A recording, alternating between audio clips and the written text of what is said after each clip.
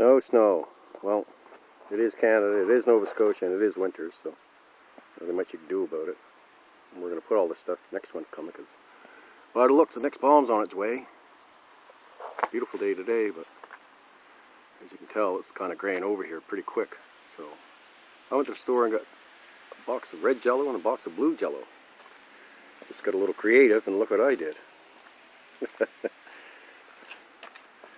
On the back of my truck, I made a little Montreal Canadiens, Go Habs Go, jello.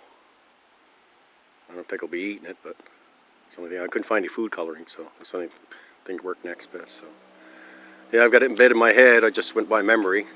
Looks pretty good, I guess. Red and blue on the outside and the white with the H. That's the CH for Canadian Habitant.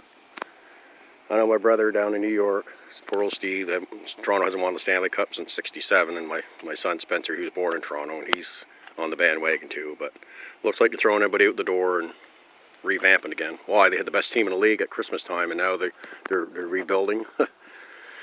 Anyway, Montreal looks good. Price gets a shutout in Detroit last night, which is awesome. And I usually don't jump on the Habs bandwagon, but I guess the Habs jumped on my bandwagon.